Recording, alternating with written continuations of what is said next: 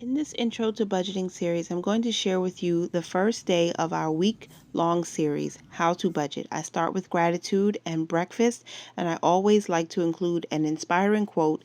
This one says, "You become what you plan. Plan well, plan well." So let's get into day one.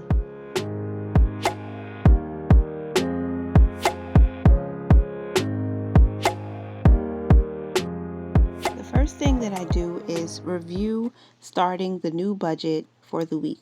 I review our monthly budget, I check our accounts, I make sure to review the spending on our credit card, and then I also create a meal plan and a grocery list. I want to give you a little bit of a behind the scenes realistic look of what it's like to manage a budget on a day-to-day basis. Most of the time, it's just crunching numbers. It's reviewing what my husband and I talked about in our budget meeting to make sure that we're hitting the goals that we want to reach in this next week.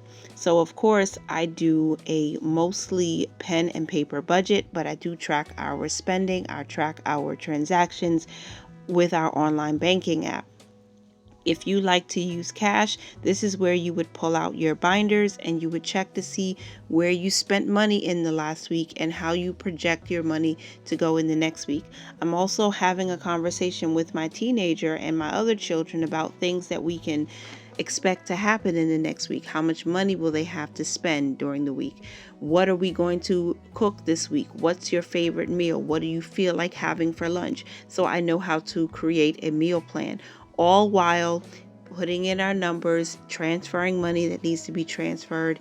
We had a slight emergency in the very beginning of January 2023 where we had to send some money to a family member. So I was also planning for that. Things do come up on a day-to-day basis. Maybe you've already had your monthly budget set up and then an emergency came up and you need to make some quick changes.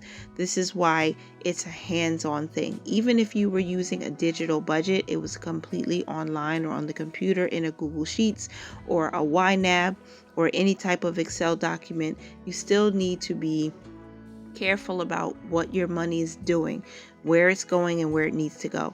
I have a notebook where I keep all of the goals that we have for the month and even for the year, things that we want to accomplish, like building that emergency fund, buying a car in cash, saving for purpose funds. All of these things are important. So when I'm tracking our expenses, when I'm setting up the budget, I'm thinking of all of the goals that we have. Again, reviewing our numbers, revisiting what my husband and I spoke about in our budget meeting, and then involving the children, talking to them about the things they would like to eat, the things they would like to do or participate in, so we know where our money needs to go. These are simple things that I like to do. Again, starting at the beginning of the week. So between Sunday and Monday, I reset for the next week.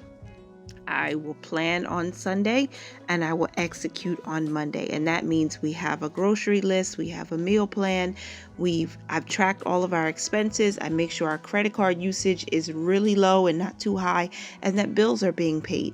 So by doing this, I can kickstart my week off strong.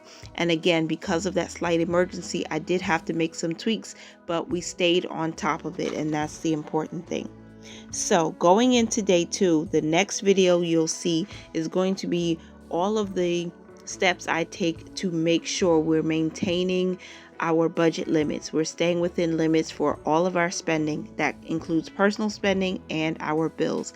If anything should arise, I will already be ahead of it. So if you are interested in seeing part 2, make sure that you are subscribed, make sure that your bell notification is on, and make sure you leave me a comment down below and let me know what you think of this introduction to this series. I thank you so much for being here. I hope that you continue to mind your money, manage it well, and live your lives abundantly.